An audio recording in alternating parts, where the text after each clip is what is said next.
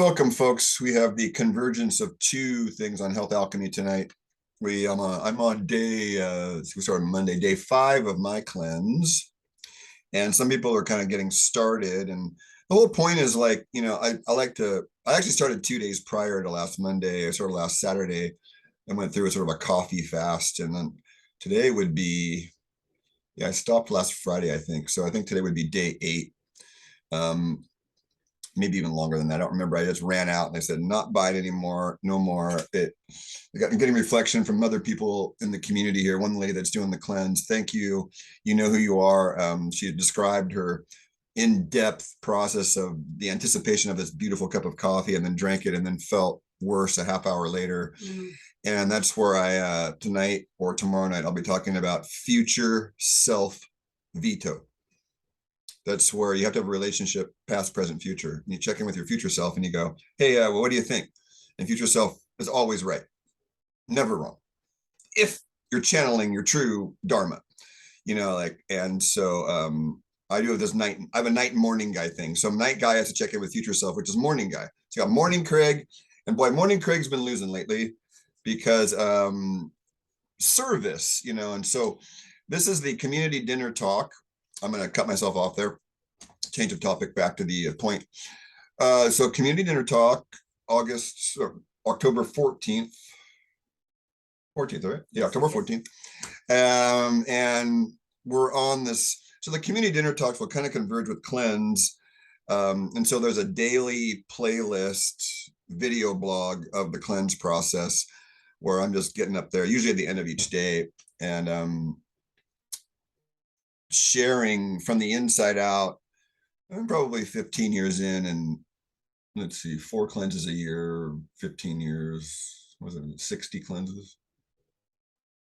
Probably a few more before that. So I'm probably about 100 cleanses deep at this point. And there was a good probably 5-year period where I was doing coffee enemas probably weekly. So that's 50 a year times 5. Yeah, I'm probably in the 3, 4, 500 enemas category, maybe more than that. At least 300 or 400, probably 5 or 6, maybe 1,000. And so when you've run the sponge that much, it's like cleanse, whatever. So my normal day-to-day diet would be cleansing for most people. So what I have to do to cleanse now is sometimes some severe austerities that I'm just unwilling to do. Like, I'm on some parasite herbs. Where is that? They're behind. So it's systemic formulas. They have this VRM 1, 2, 3, 4. It's like large parasites targeting small parasites, cell-based parasites, and microparasites, which you could call mycoplasma or viruses even.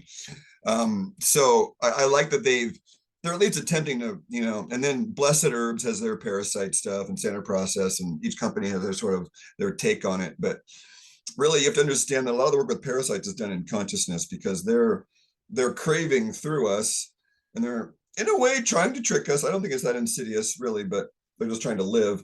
So they crave through us, so they get fed in our gut, and then they poop out the reward to the system that continues their behavior. And I believe that's part of the and they have a consciousness, don't they? Every living thing has a consciousness of sorts. Okay, you're probably wondering what I'm drinking. I'm gonna out myself. Yerba mate. I still like these guys. I opened my restaurant with my team, or the team. It was Ed and Richard Brule's team, actually. Ed and Rick, thank you for Natural Flavors. So the yerba mate guys, the Guayaquil, were starting their operation in San Luis Obispo the same year we opened our restaurant, Natural Flavors. And hats off to these guys. Not too much sugar, but sugar's not cleanse worthy, certainly not. And they have mostly non-questionable ingredients, although I see organic caffeine on the label, and I wonder if there's I have to call them up again and say, you guys, are you adding extra caffeine? Because the mate has quite enough, stimulant on its own without more hopefully not synthetic caffeine. I see organic caffeine, so maybe it's a concentrate, but we'll find out, folks, and let you know. So the theme tonight is cleansing like equipment. So I've got things that I was telling our person here tonight, who's chosen to remain somewhat anonymous, is want to do a cleanse, you want to do a fast. Like I'm planning on fasting tomorrow. So contextualize, that means I should have some life force because I do have a few activities I do need to do tomorrow. I do need to probably water my plants. I do need to have two different phone calls, one of which is going to be a Zoom thing on this. And so when there's a lot of we'll just call it external stress, that's good and bad, the the fasting kind of opens us up, and it's like our sieve, if you will. What do they call it? Our sensory gates, as Stephen Herod Buhner put it.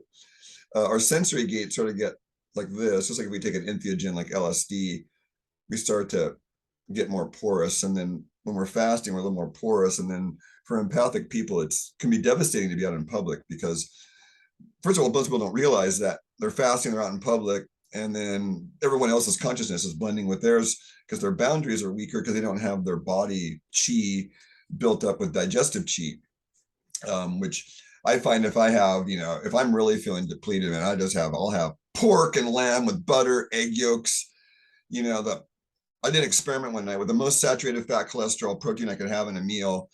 And I probably slept 11 of the most happy hours of my life.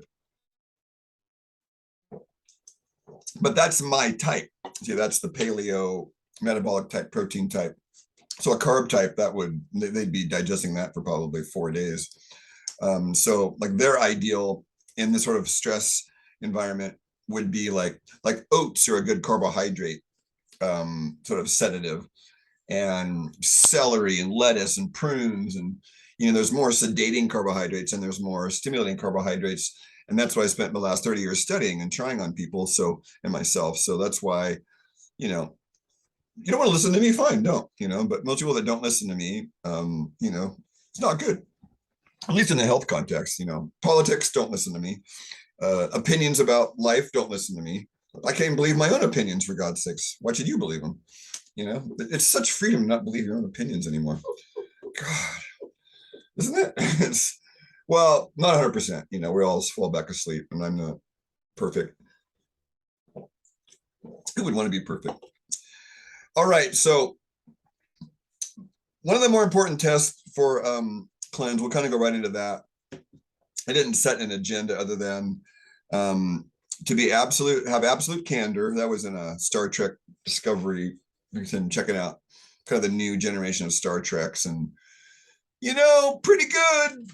Thumbs up for the most part. Gene Roddenberry's vision was a little bit, there's good woke. I'll just say, just good woke and good equality and some struggle and expression of it, but I like that. And so I'd give the new Discovery series a thumbs up. I'm only 4 episodes in, but there was this latest episode, and she was talking about this one group of people have this absolute candor with themselves and with others. And so that's that's the word. I realized that's the word for Craig, candor. And to me, candor, I mean, you could chime in too, is a complete honesty, direct honesty, even to the point of brutal to some egos. People get offended with absolute candor, absolutely get offended. And so for me, I take this stance, like a few other people out there, is like, yeah, be offended. I'm not going to change what I'm doing. How about using the iMessage? Yeah, so that's powerful. I see a lot of people up there saying things in the you format. I was watching Klay Thompson talking about his boat ride to basketball practice over the bay. And when you're out there sailing and and I'm listening to this going, our whole society has this you. When they're describing a personal, which should be an I statement, they're using a you, which tells me they're disembodied. Because when we talk from the you perspective, it's a lack of ownership of the I. It's a step removed of disassociative consciousness. It's a disassociative state. And most of us are not even aware of it. And that's how strong the charm, enchantment, the spell is of USA Incorporated and what the bankers have waved around the world here. There's something behind the bankers, but we can't talk about that because that's, we don't really know, but it's probably not good. But what we have here to teach is, you align with the divine, and, all kinds of cool things start happening. So that's kind of what my point is, why I'm cleansing, is to be clearer, so that when the moment comes that I can have a spontaneous divine insight to save mine and other people's lives, I'll take it, you know. So back to so this is a blood pressure cuff, and this is a wrist one, and I like this one so much I've duct taped it together, and it's small, and I really should just buy another one, but I hate wasting, you know. It's like, where's it going to go? The dump, you know, screw that. So I just got duct tape on it, but it's not noisy. It gives me accurate results, and it's a wrist cuff. So if you're using a wrist blood pressure cuff, you have to keep the wrist the same horizontal plane as the heart. Because if you have your wrist above the heart, the blood pressure is going to be too low. And if the wrist below the heart, the blood pressure is going to be a little bit too high. It won't be an accurate measurement. So important to know. Yeah, that's a really important if you're going to use a wrist cuff. And then the bicep cuff, you know, you got a little more leeway. I have one of those too, a couple of those. They're just a little bit more of a hassle. And if you got a big person with a big arm, or a tiny person with a tiny arm, God, they're a hassle. So You still want the arm up. still, well, yeah, that goes without saying. Not everybody knows it. I think that wherever that cuff is, it should be right near, you know, the same horizontal plane as the heart, right? So and keep your arm like supported. So it's relaxed, right? You know, yeah. So relax and breathe. What I do is I put it on my wrist. So I'm going to do it myself. I'm going to lie down for 5 minutes, and this is called. Do we have it? Yes, we do. I'm going to go to screen share, folks. You can see. We're going to talk about a couple of tests tonight, and I am going to get this done by 8:30. So at the most, I will proclaim at the most 8:30, which is a 50-minute video, and that's a promise. I'll even have my guest here cut it off. Okay, now we're going to go over to. Craig, breathing changes the reading also. If you hold. Wait, let me stay on my. I just lost my focus. Shit, I'm looking for Raglands test. Okay, so we're looking for, folks, on the screen share is see Raglands test info, postural hypotension. And then there's 2 different ones. So we'll go to this one. She's really got some. What do you got down there? Some more food? I probably spilled some food. Okay, this is the longer version of this test. So if you'd like access to this, I'm always happy to share. But this test here is was written. Dr. Goodhart wrote this in 1920. Oh my God, this is older than I thought.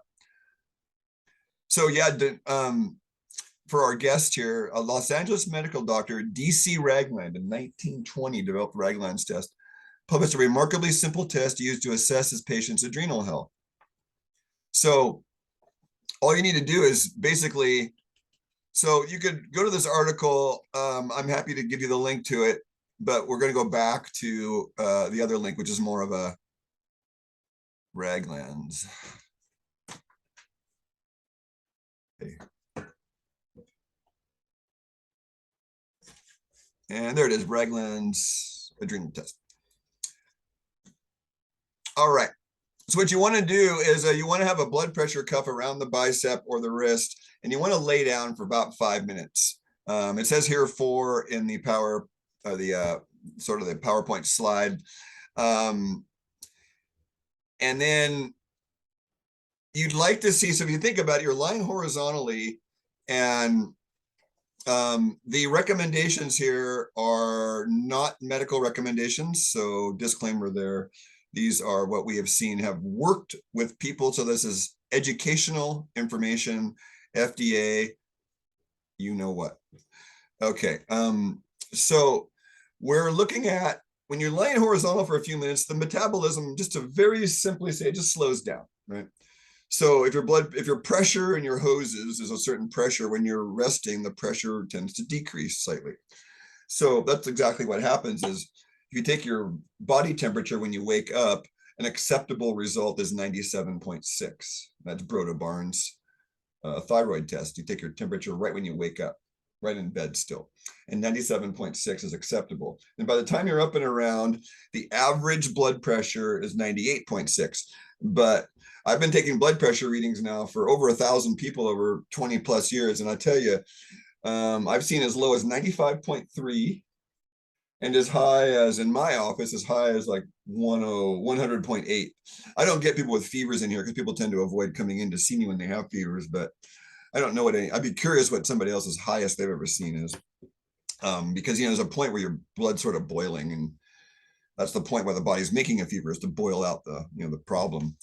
But the lowest temperature I ever saw was 95.3.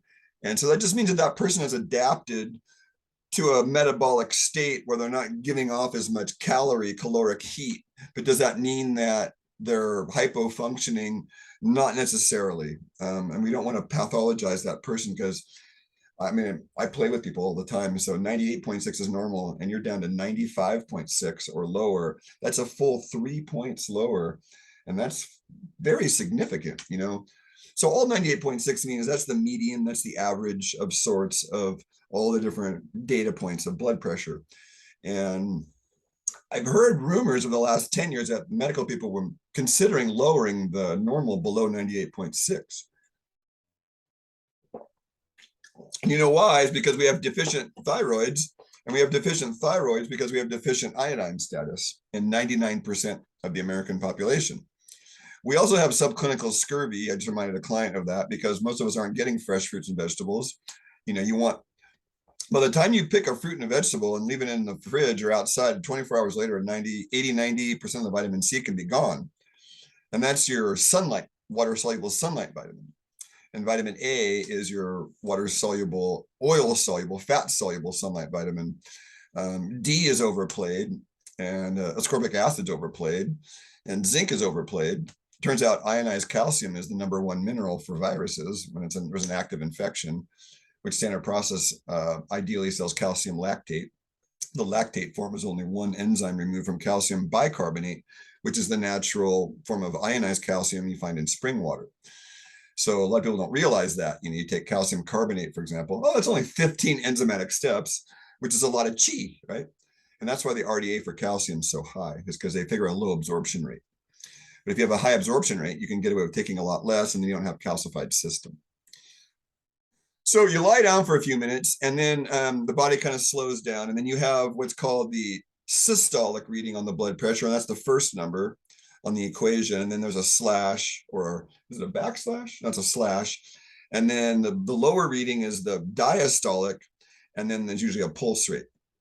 And some fancier blood pressure cuts will tell you if there's an irregularity in the pulse rate, which is an arrhythmia.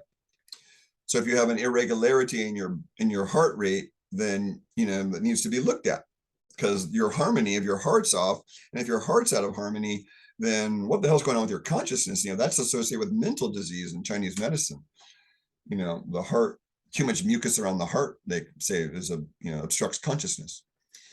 So that's why it's important to listen to old Chinese wise masters, and old native masters, and old Greek masters, and old Ayurvedic masters, because they've been around the block a few times, and they're not giving you belief and studies and in vitro bullshit USA stuff. They're giving you direct experience passed down from the masters over thousands of years, and that's what I'm repeating. I'm nothing. I'm just another bridge in the line of breadcrumbs that goes back thousands and thousands of years. And I'm very honored to be part of that bridge. Because my teachers were many, and, I'm going to give a heads up, hats off to Deerheart, who was speaking about Sterling, and I want to honor Mr. Sterling and all that he's doing out there. I sort of diminished him in a text back, and I want to out myself for that. Deerheart, I apologize, and I text you back about that. I never want to diminish what other man or the person's doing. But I have seen a lot of people like Mr. Sterling out there, despite incredible pain, incredible discomfort, and they continue to teach and be a model for the community in service. So I just wanted to add that in.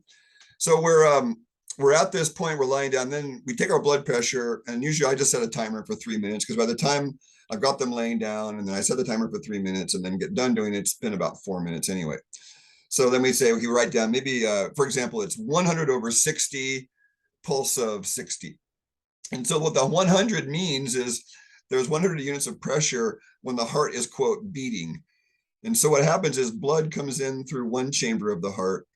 I could actually show you guys. It's a little overwhelming. I better not. I have this diagram that shows. So I think there's 4 chambers of the heart, and blood comes in from the body in one chamber.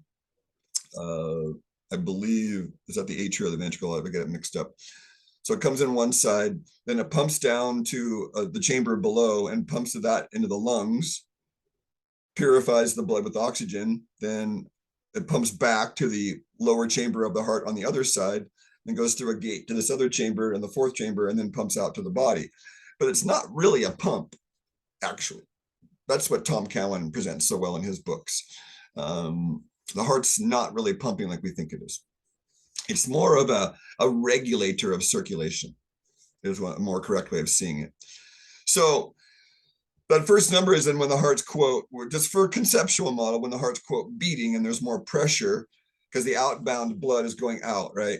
And then the lub dub, you'll see a wave, a sine wave if you look at an EKG, and there's what's called S1, S2, and there's a lub dub. And so the first lub is the blood leaving the ventricle, I believe it is, out to the body, and then the dub is the other ventricle going into the lungs.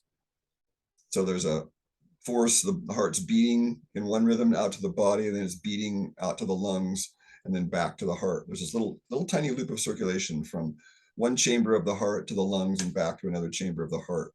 So it takes two chambers of the heart and the lungs involved in that little, it's a very magical little thing that most people do not understand or talk about.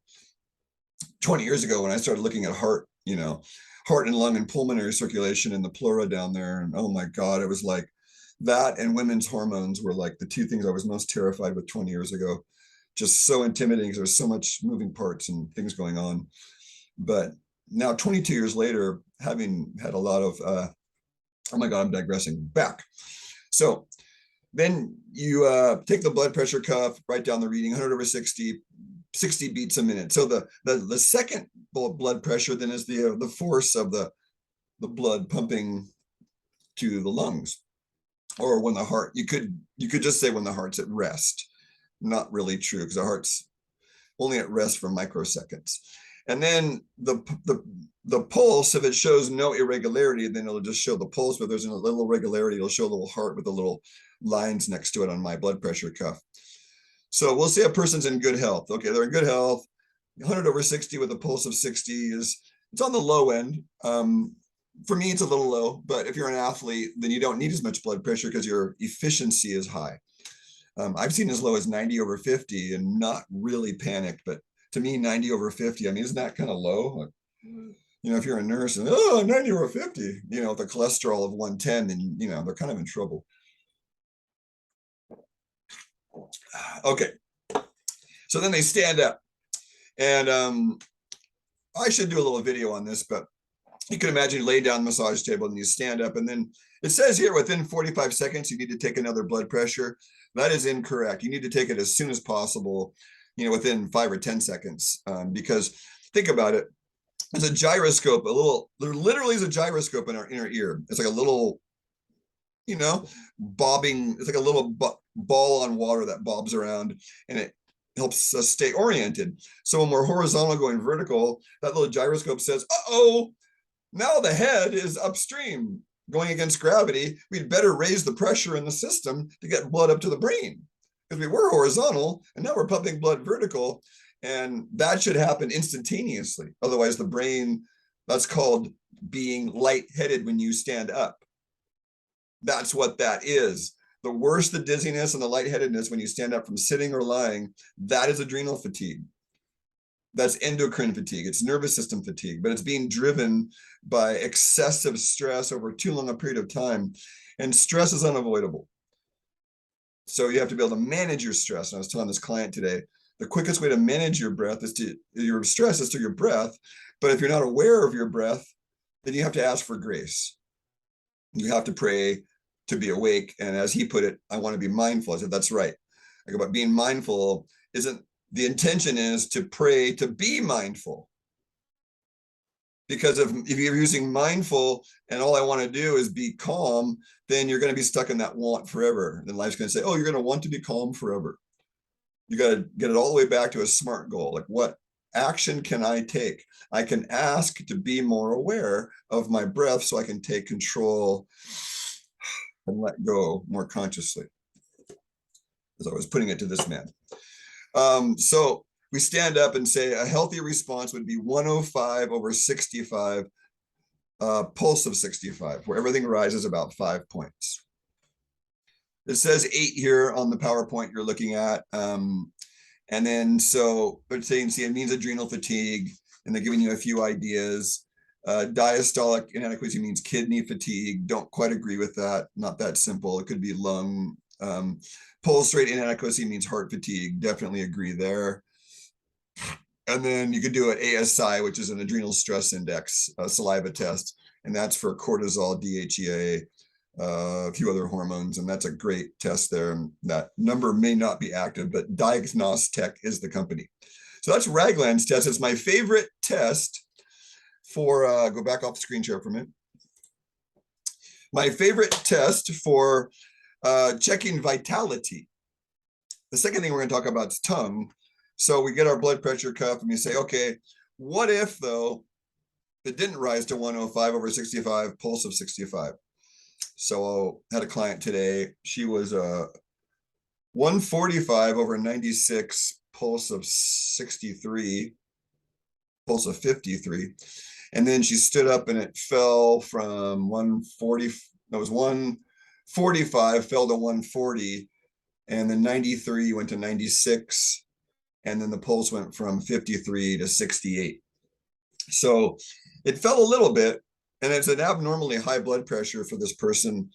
So that's what the value of working with someone long-term. Like I've got clients coming back 10, 15, 20 years later because they understand the value of, they value the continuity where I can say, hey, my notes say 10 years ago, you were going through this, and because I take detailed notes if I need to. And wouldn't you rather have that than, like, this guy's had to change his doctor every year? This guy I saw today, he's like, I've changed my doctor every year in the new system. And I'm like, that's by design. They don't want you getting intimate with someone, they don't want you, these people caring, they want you to be a person with personhood and a number in the anonymous AI system called medicine. And, I mean, come on. You haven't seen that yet, then, like this guy hasn't. And all I can do is, he's there for body work. He's there to feel good and get some stress relief. He is not there to hear me lecture him about his views politically and whatever, because that's what he was, and today for me, the cleansing and the awareness of, has really opened up that I don't need to say anything. And this man has his right to have his opinions, right? And as long as he's not, like if it was Nazi Germany and there were traitors in the streets and he was a traitor, then I definitely wouldn't be seeing him. I'd probably, I'm a warrior, so what I'd be doing to him. I won't have to even name it. Because we're not at that point though, thank God. They're just people that are sort of inconvenient right now, and there's arguments, and there is lack of safety though. I mean, people are using vulnerability against each other. And when I see vulnerability being used against someone, I'm done. Lying about lying and using vulnerability, probably top two triggers that I would get violently angry about if I see it happening to someone. Of course, if I see a woman being raped, I'm going to get violently angry and run over and pounce on the man who's doing it, or the non-binary that's doing it. I guess we have to say these days, so weird. Anyways, so a bad result would be this client, hers fell 5 from 148 to 143, and it was abnormally high to begin with, which is she's normally around 120. So, reflection wise, it's like, generally when the blood pressure, especially there's not that wide of a gap. So you want to look at the gap between the two numbers too. So that's why 120 over 80 is ideal. What's 120 minus 80? 40, and that's called the pulse pressure. And the wider or the higher that gap is, the more cardiovascular stress is in the system. So if you see a client with like 180 over 100, well, 180 minus 100 is an 80-point differential. When 40 is ideal, that means their vascular stress, the system's calcifying, the aorta isn't expanding with heartbeats, inflammation, but you got to get that gap back closer to 40. That's a really important cardiovascular marker that gets ignored. So from Raglands test, I can get adrenal fatigue. I can get, if the pulse is irregular, then I know there's a heart irregularity, which means I know there's a B vitamin and mineral deficiency. That's right. The heart needs B vitamins from food, not that synthetic coal mining crap you see out there. Don't buy synthetic Bs and take them every day. Short term, fine. but the heart needs natural bees. And where's the best place to get them? Oh, it's liver.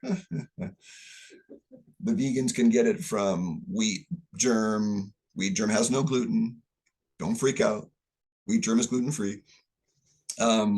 Rice bran. They're using a form of diatomaceous earth with the root cause protocol. I find fascinating. Bee pollen, nutritional and brewer's yeast from a decent source would have behind B vitamins.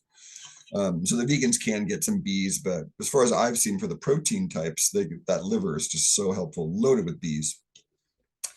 And the Standard Process Company is one of the few that's championed a whole food bee, and in all their B vitamin products, first ingredient's liver, and that should tell you something, because those products have been around since 1940. If they've been selling them for 80 years, it means people are buying them. Because if they aren't buying them, they close their doors. So that's a pretty important supplement company, folks. That's why I use them. 92 years since 1930. They're still selling stuff. That should tell you something. Oh, I said should. I caught myself there. All right. So then a bad result would be, generally, from my experience of 13 years of taking these, over 1,000, it's now clear to me that what one physician said, it's really inspired me. The blood pressure had fallen 30, so it was 160 over 100. It fell to 130 over 90 when they stood up. And the doctor sent the guy to the hospital right then and there. He said, you got no backup. If you have a major stressor, you're going to croak. Your heart won't be able to handle the stress. And there was a fireman here in Santa Cruz. He was about late 40s, early 50s. The fire bell rang. He went out to classic slide down the pole, had a heart attack and died. Now, I would have wanted to take his blood pressure, and I'll bet you it was one of those falling 30, 40 points. And the last stress came in. His system couldn't handle the need, to run the adrenaline, and then his heart just stopped or whatever. So this guy ended up in the hospital, and a few hours later had a heart attack and would have died had this guy not sent him because his blood pressure fell 30 points. My worst example was an administrator, I'll just say it anonymously, administrator of a Waldorf school, overworking, overcaring, and hers was falling 30. And I saw this and I went, honey, and it was summertime. I said, you've got to spend the summer in bed as much as possible, because the only way to restore this is to rest. You just can't take enough herbs. Nothing substitutes for rest. And it doesn't have to be sleep. For God's sakes, Yogananda never slept a wink the last decade of his life, apparently. And yet he was rested. Rest does not equate with sleep per se. Ask those longtime meditators. I can meditate and come out feeling incredibly rested. But if my mind is a mess, then I'll come out of a meditation worse off than going in, because I identified with the stories running through the screen, which is too bad sometimes. So she ended up not doing it completely, and then we had to bring her food for over a month. We had a food train going for her because she was going down. And so she did recover, and I don't know where she's at. I haven't seen her in a few years, but we'll just bless her. And we got to see the journey of, yes, when it falls 30, you're in trouble. Falling 10, 15, even 20, I'm not too worried, because people usually don't feel fatigued or have a lot of symptoms when it's falling that much. I think we've just adapted to this lower state of being, but nevertheless, there's not these horrendous symptoms of exhaustion. Generally, when it's falling 20 to 30, I start raising my eyebrows and saying, we've got to take your blood pressure daily, if not at least weekly, because this is an emergency now. And that's why I have a blood pressure cup, because if your blood pressure, like tomorrow, I want to fast. So I was telling our attendee here tonight, if I want to fast and I get up in the morning and I get going, get my heart rate up and go do some yoga, and then come back in, and my blood pressure lying down and standing up falls, 15 or 20 points, I will not be fasting, guaranteed. So my day tomorrow is contextualized on my measurement of my vitality. I can take my own pulses, like I do Chinese pulses, and I can say like, well, your pulses are blah, blah, blah, but it's not objective doing myself. And then there's also a couple other tests I'm going to show you. In the morning, I'll also do a saliva test. So you can do urine and, the Raglands. I think I'm done with the Raglands test. So the other way to measure vitality is just general energy, and do we feel restored when we wake up? So I've been drinking this whole yerba mate and almost guaranteed that my saliva pH goes very acidic drinking mate. So let's finish this.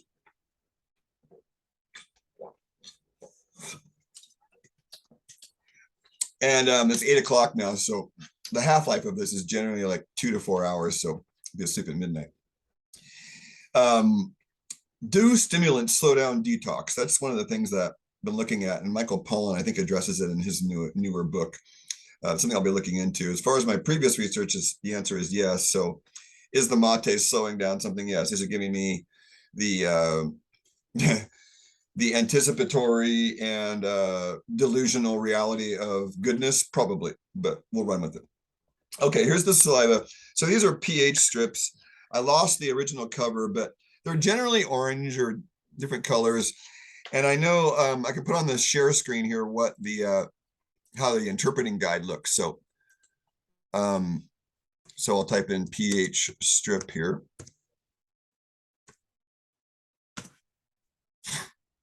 And there should be a pH strip. That's too bad. It's not going to be easy to find. It looks like pH strips. Maybe let's try.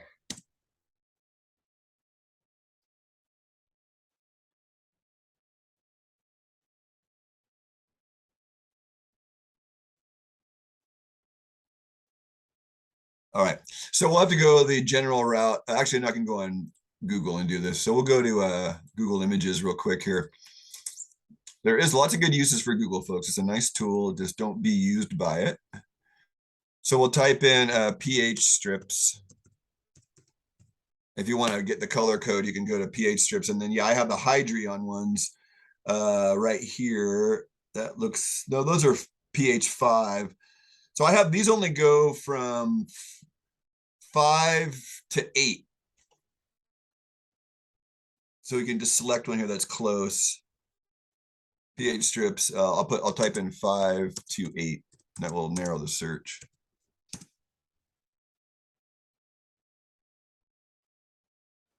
Yeah, this is close enough, probably. There's the Hydrion ones. Generally, so the more yellow, the more acidic, the more purple, the more alkaline. In general, this one looks close enough here. So let's have a look on a more detailed image. That's not what we wanted to do. Oh, that's good right there.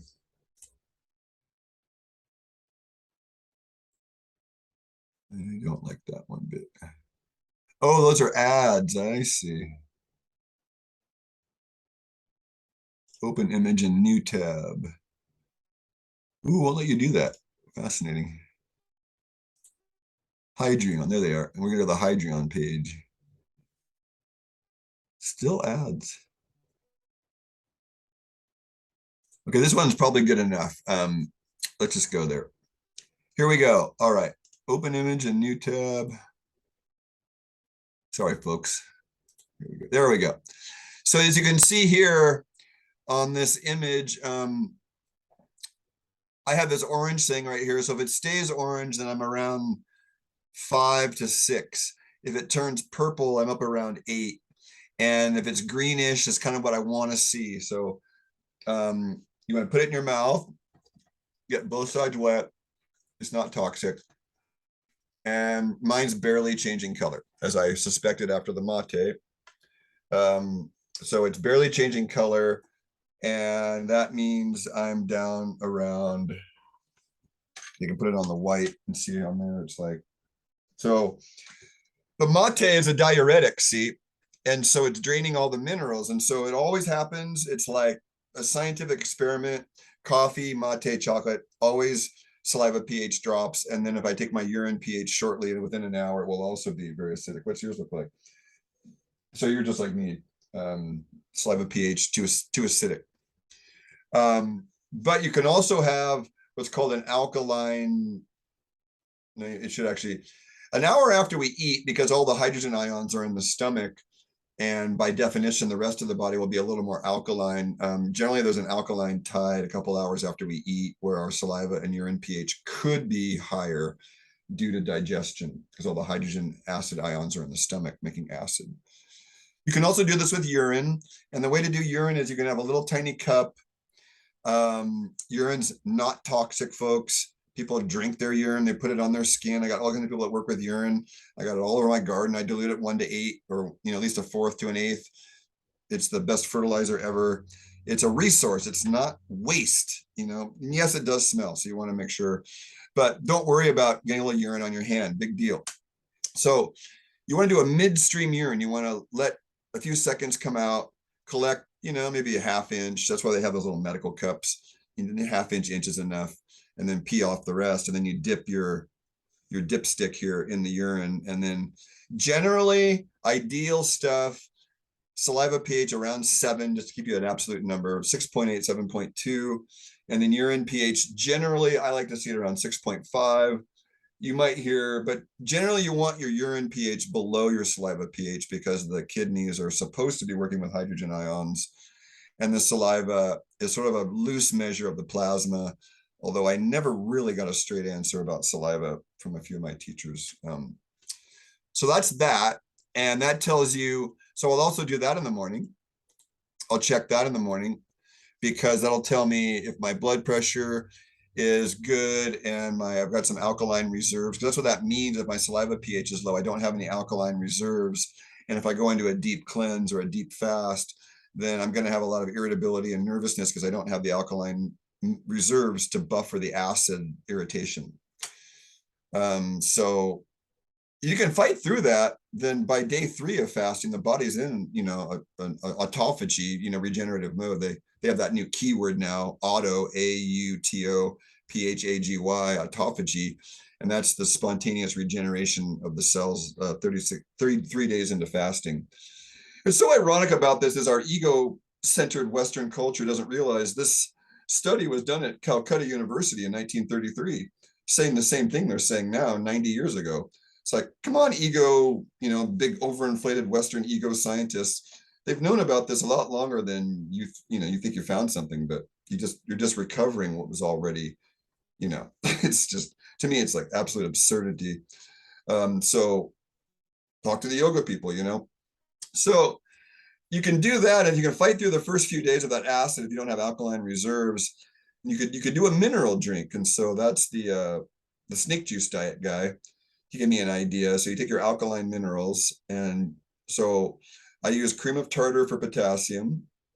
I use the ionized calcium powder from Standard Process. If you wanted to, you could do eggshells and apple cider vinegar, calcium that way. That's another decent source to get without having to buy a supplement. But that's a longer story about, you just chop up the eggshells, break them up fine, put them in a quart with apple cider vinegar, shake it up every day for a month, and then strain it out, and you get some. You'll notice the shells will be, partially dissolved, if not entirely dissolved, and they're in a state being dissolved in an acid salt, it's called, in the vinegar. So calcium acetate, it's acetic acid, so it'd be calcium acetate probably. Would be my guess, is one of the mineral compounds in the apple cider vinegar, calcium thing, but nevertheless. And then you get your sodium from Celtic sea salt. And then you get your magnesium I use the pH minerals from Premier Research Labs, which is an ocean-based magnesium from salt. And they just extract the sodium out. And after sodium chloride and sea salt, the next highest mineral is magnesium chloride. So that's why you see these, it's the best form of magnesium. Why? Because it's natural, it's not synthetically made. Even the Standard Process magnesium lactate, which is elemental magnesium bound to lactic acid from fermented beets, is still a ligand, or a forced, it's a forced combination of what's the word in chemistry? A positive and a negative charge, a cation and an anion. They come together because it's like a man and a woman, sex. They want to merge. Like, that's why oxidative free radicals are a problem, because the oxygen wants to merge with something. It's an anion. It's a negative charge. So it's looking at, it's the free radical part. It's looking for a partner, and that's what causes the cascade of problems. And oxygen can be such a problematic thing. So pH is the next one. You can do an iodine test. I can show you real quick here, and that tells you very loose and semi-accurate test. I think the most accurate place to put it's on the inside of your skin on your underarm here.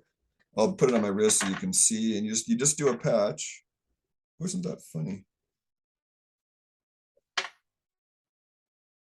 Isn't that funny? There was no iodine even in here. That is really funny. I just got a ball of iodine out, and I thought that it was working. Okay, well, I'll just pretend this is iodine because it has a little pigment to it. This is my liniment. So it's a little orange pigment. You can kind of see the orange there. And iodine will turn your skin orange, a very deep orange, if you buy the Lugol's solution. And I'm sorry, I just don't want to walk over the other side of the office. I thought the ball I thought had iodine and it didn't. So we'll turn it this orangish color. And then what you're looking for the iodine saturation test is you want to see the iodine not go away in 24 hours. And if you have, it's like everybody that works with iodine knows it wants to evaporate. So if you put it on your skin somewhere where it can evaporate, it will be gone even if your status is good. So you want to see it there 24 hours there. So I tell people put it in your underarm because then it can't evaporate. And if it does evaporate, it goes up into your armpit and you get the benefit of it that way at least and not out in the air. I've been working with iodine myself for over 20 years. And I tell you, I've made Lugol's, and that's a disclaimer from US government. I made Lugol's in a legal pharmaceutical laboratory. How's that? Laugh out loud, USA Incorporated. FJB. That's all I have to say to that. So Lugol's, and then if it's the faster it disappears, think about it. Theoretically, that means your body's really trying to suck it up. It's trying to get it in as fast as possible because it's so deficient. So it actually is a viable way for some people to take iodines to put it on their skin. You can put it around your lower crotch, underarms, anywhere where it's not going to evaporate. And even if it does evaporate, if it's under a fold, like under your armpit or in your crotch, it will evaporate up into your body. And it's a very good solution to get iodine in your body if you don't want to take it orally. Because some people can't take it orally. And if they do, they get a hypothyroid symptom because they haven't built, oh boy, I don't want to go here. It's called the Symporter system, Symporter. And it's an escalator system that allows iodine as the largest nutritional element that we know of that can get inside of a cell. And so if you've got think about sex, you have a small vagina and a big penis, kind of a problem to get insertion, right? And that's kind of how iodine is. It's like a big penis trying to get in the cells. So there has to be a special escalator that escorts it in, and that's your Symporter system. I mean, everybody understands the sex metaphor. You see dogs, you get stuck together and stuff. So I saw that as a kid. I was like, wow, what's going on over there? And my parents tried to blow it off, but kind of saw what sex was, despite their trying to shelter me and many other kids. So the iodine needs this escalator, and that escalator has nutritional requirements. So this is if you want to get more research into this is David Brownstein's book about iodine. David Brownstein, MD, Browstein. David Brownstein has a great book about iodine, and he points out his work with iodine. Dr. Nicholas Gonzalez, who's now dead, rest in peace, the most amazing dog. He was doing a good iodine work, and Dr. Guy Benjamin out of Berkeley, I believe. And he questioned the Wolff-Chaikov study in the 60s and bullshit 12 rat study that demonized iodine. And they used to do iodized bread. Now they do brominated bread. And bromine's a toxic element similar to iodine in the halogen family. Why do you think chlorine's in the water? Fluorine is in the water. And bromine is in various things, including swimming pools. They all displace iodine. And guess what? If you have low iodine status, you have low IQ. I'm going to repeat that. Children who are born from parents with low iodine status have a lower IQ than children with a high parental iodine status, end quote. That's data. That's just, you got to know that. So iodine, one of the best things you can do for your kid is feed your kid protein, saturated fat, cholesterol rich foods, and iodine rich foods, and you'll have a very smart child. You can feed them gotu kola and bacopa. There's studies in India done on those two herbs. Much smarter children that use those two herbs. So that's a little tidbit for you parents out there. most kids in this climate don't do well in a vegan diet, but there are a lot of exceptions. And I got a few friends I need to check in with that are doing that and seeing how their kids are turning out. But generally, the brain and the nervous system needs cholesterol, fat, and protein to build itself. And it's not going to be built on, seeds and coconuts and necessarily, unless your temperament or your metabolic type is built as such, which is not the majority of the population. Not in this climate, maybe down in the tropics, yeah, in the equator. All right, so that's saliva test. We've been over the body temperature, the blood pressure check. Those are some of the basics. I'm gonna do one more now, that's tongue analysis. And so you just stick your tongue out.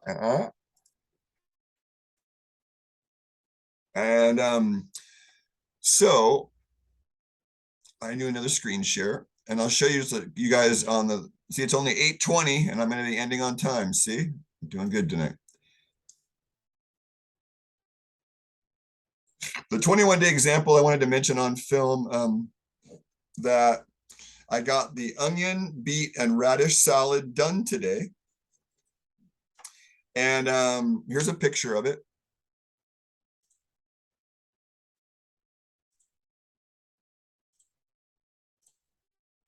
So the lighting may not be the best, but that's my beet salad, which is related to the roots and tops salad. So for those of you that are familiar with my recipe favorites, this is the grated beet salad recipe with some chopped apple and the beet tops, because I got fresh beets from the farmer's market Wednesday.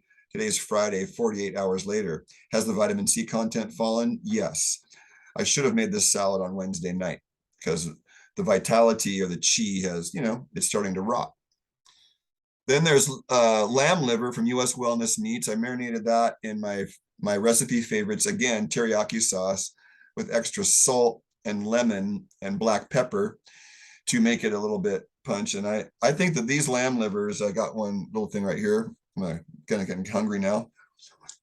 They're the best lamb livers I've made, best livers I've made. So I've had water buffalo liver, cow liver, chicken livers, and lamb livers. And I've also had duck liver and pork liver and various things cooked. So these are the tenderest livers. I almost can't believe how tender they're. Right? Yeah. I don't even mind chewing on them now. Like, tastes like beef jerky a little bit, But these have been marinating now for days, and the marinade, so usually within an hour they're edible. You get that strong marinade going. Then there's the onion salad. There's the same backdrop in each of these salads. The common ingredient is apple, olive oil, and lemon juice. So these are Granny Smith, heirloom Granny Smiths called Gold Rush from Pinnacle Farm here locally with red onion. And there's a little bit of radish greens in there. And normally I might add to the onion salad, I might add olives, and then the bitter of the olive offsets the spice of the onion. And the onion salad does best in the refrigerator for at least 24 hours if you don't like the spicy onion flavor. After 24 hours, because of the lemon juice and the olive oil and the apple, the onion spice is gone. It's absolutely wonderful. So the onion salad turns into this sweet onion apple dish after 24 hours, a little tidbit there. And there's the beet salad I just described. And then the other one's the radish salad, which this photograph doesn't do it justice at all. But there's the radish salad. So that's also roots and tops. If you can get fresh radishes, in the ecosystem here on the West Coast, the radishes are one of the first greens to come up after rain. And it turns out in chemical analysis of radish greens, they're one of the most alkaline forming greens on the planet. Wow, that's quite a statement. So I know I study this stuff. And so I try to get radish greens in, even though I don't really like them. They saute well, they cook up fast. So I tried to, we'll do raw radish greens with the radish salad. So it's chopped radishes, lemon juice, olive oil, the radish greens in this case. And I had a little bit of liquid salt in this case also. The olives go well with this recipe. And generally all these salads do better in the refrigerator for a day or two. Radish salad best fresh. And then the beet salad and the onion salad. Definitely beet salad does better the next day, if not 2 or 3 days later also. So you can make a big osterizer food processor worth, get them in mason jars or a big container and just stick them in the fridge for a few days and forget about them, and keep rotating them around. They're just way better when they've been in the fridge for a few days. I can't say that enough. The same thing with my recipe favorites, lemon tahini. That recipe goes back to 1995. In 96, we came up with that recipe, me and the Natural Flavorist clan, and it survived to this day as one of my top recipes. And it's always better 2 or 3 days later after being in the fridge. Because when you're using real Nama shoyu, what do you say? Nama shoyu? Nama means raw, shoyu means real soy sauce. So the Osawa, OHSAWA brand is a real soy sauce. Kikkoman is not. Kikkoman is a sugar-infested cheat with free glutamate in it, I would claim. That's a claim and an opinion. That's not a fact. And then Bragg's liquid aminos is a hydrolysis process of proteins, which frees up glutamate. I know because I personally had glutamate reactions to Bragg's. I never use it. They were rude to me on the phone and I hung up on them 15 years ago. Sorry, Bragg's, but that's the one product that of yours that I can never recommend with a good conscience because other people, hundreds of others I've read about have had trouble with it also. So I use the coconut sap aminos now. The coconut aminos are great. But the Nama shoyu really makes a good lemon tahini dressing.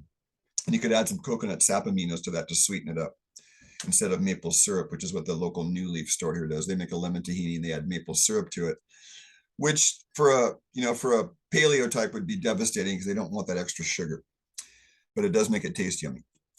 So that's the salads. And then we have a little video to share with you tonight. It's a couple of minutes of the, it's 8:25. We're running out of time here, folks. Where did that video go? There it is. That's a little mini video for you here. We're doing radish, beet, and onion salad. And we have, this is the beet salad. This is the, so we've got a little bit of apple in this one. And so I use the beets and tops. So in the recipe favorites, that's called the roots and tops recipe. So this is the beet salad with the tops, the whole entire beet. And then there's some apples added with it. And so we're going to add olive oil and lemon juice. And so, in this size of a recipe, I'll probably add like a quarter to half a cup. I'm not going to measure. And then same thing with the radish and the onion salad. So the radishes will be chopped fine. And see, I've added the greens. These are fresh radishes from the farmer's market. And the onion salad, the red onion with apple. So the common theme is these are the Gold Rush and local apples, and adding enough olive oil in each recipe to round it out because this is a dry season. And so I like a wetter salad myself. Some people like a drier salad. And then we have fresh Meyer lemons too. And my appearance is not the greatest today, so we'll focus on the food. And that's all the olive oil. And how do you get good olive oil? You got to kind of shift around and usually Kalamata olives, and you don't see a lot of additions, but one thing's extra virgin and cold press you definitely want to see. But what you got to kind of do is put it in the fridge and or taste it. And if it goes in the freezer, for example, and it doesn't freeze solid, then you've got some canola oil added to it usually. And the last step here, this salad's pretty much done. I'll chop these radishes kind of fine, probably like a millimeter thick. I won't do this in the demo now. And then you can see the onions here are chopped fine with the olives. Excuse me, but we could add some olives to that. And the radish salad will have lemon and apple added to that also. So the apple will be cut in pieces about that big there and added in.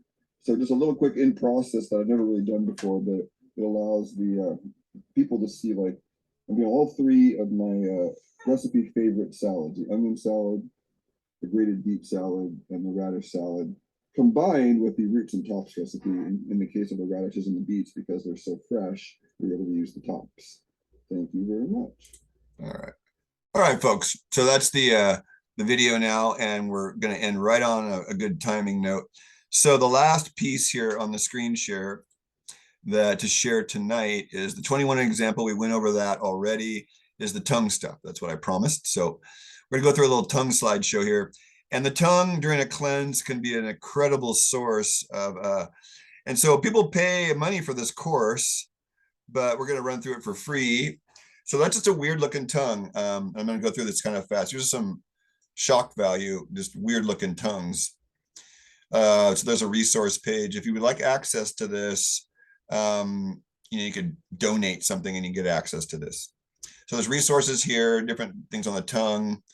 And if you want to watch this, you can freeze the video and look at these slides, because I'm not going to talk about the slides. I'm just going to, there we go. We're going to go through some basics here. So a normal tongue is pink.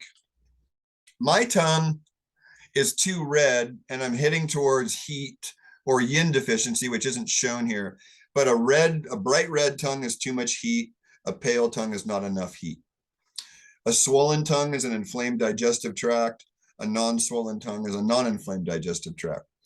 When you see teeth marks, like the one here that says qi deficiency, then that's usually a sign of a swollen. Why is there teeth marks? Because the tongue is swollen against the teeth. So it's not necessarily qi deficiency. I would also put yang deficiency and energy deficiency in general. When there's damp retention, the tongue is generally bigger and there's a white coat on it. If it's damp heat, it'll have a yellow coating, as you can see on the slide. And if it is cold natured, it'll be a white or a clear coating. This is a general slide of how to assess the relative parts of the tongue. Generally, you can think of the digestion in the middle of the tongue. You think the heart and the lungs on the, at least in the center of the tongue, the heart and the lungs on the tip, and the liver on the sides, and then the kidney in the back. So like if the tip of the tongue is bright red and the rest of the tongue is only pink, then you know they have a hot nervous system. Tip of the tongue, what they call the heart mind.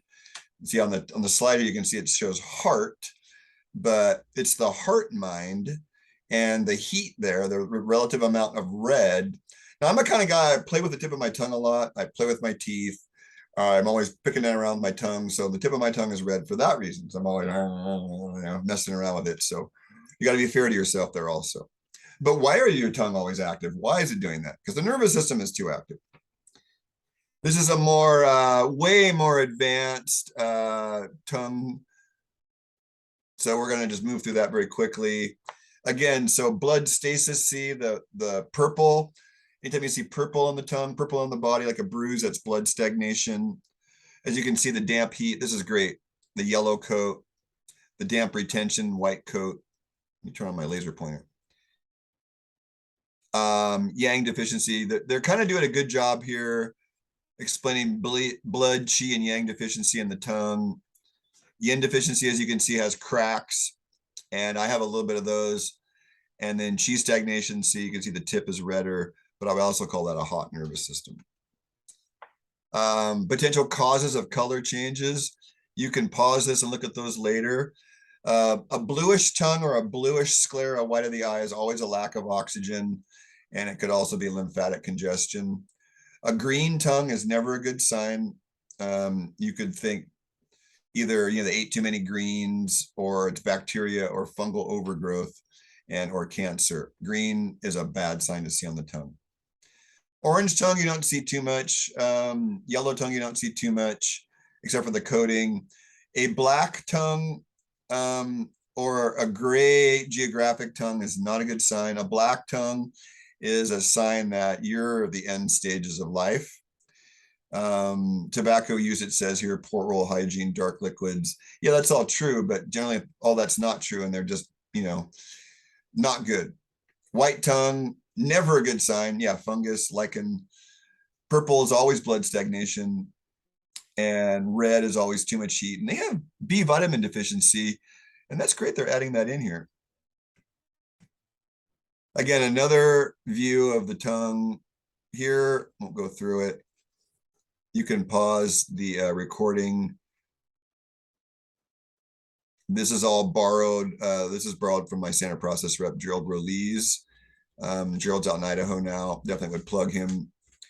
So this is some of the work he put together. 2 clients here, difference in tongue. Very challenging client with cancer. Here's what a cancer tongue looks like. This guy had he had tumors around his appendix. And so you can see the dark valley in the middle. His pancreas had completely shut down, which is a major cancer thing. So that's a good example right there. You do not want to see that chasm, that deep canyon in the middle of the tongue. That is a bad sign of your spleen qi has gone to poop. And then look at after therapy though. the same guy on the Craig diet.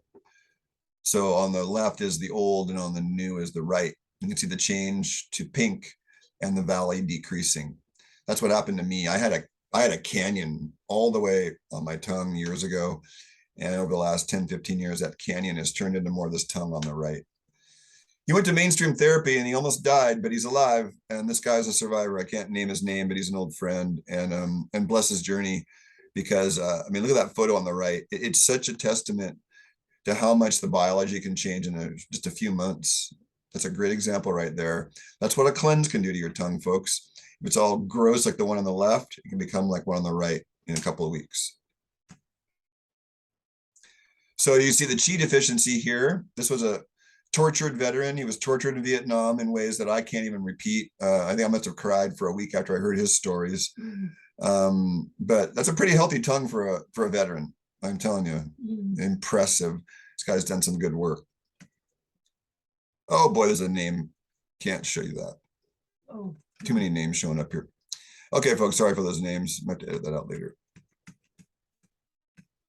So the point of that, this is a public presentation. So those names are fictitious, thank God, but we're going to end on that. So yeah, there are a few of those names at the end there. Just realize that in a private setting, we use their real names. In the public setting, like you just saw, we don't want to risk that, so we have a fictitious name up there. But it still could be revealing just their tongue or there's some part of their face, being on the film there. So full disclaimer. But you got to see a few different people there, and that center part's a good part to look for. The tip, the sides for the teeth marks, and the overall swelling.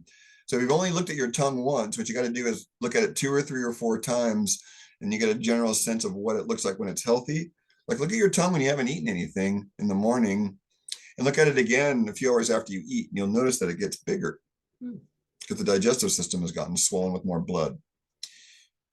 So those are some of the great markers of what I use for cleansing. And that's the long story short. We got this to about an hour, which is what we were shooting to do. Or no, aiming to do, trying to do, doing, I don't know. Don't try, do. So I'm going to try to do a fast tomorrow. And this is both the signing off community dinner and signing off video blog day. I mean, officially day 5, but it's actually my 7th blog. And highly recommended to look. There's a lot of stuff. I've been at this for 20 to 30 years, probably more like 30. And what I'm giving you guys is my report card. This isn't study, this isn't belief, it's not faith. It is study, it's a practice, And so I'm sharing with you my conclusions of 30,000 hours of work over the last 30 years. I wish I would have had me when I was learning. And we'll sign off with that. I wish I would have had Craig when I was learning.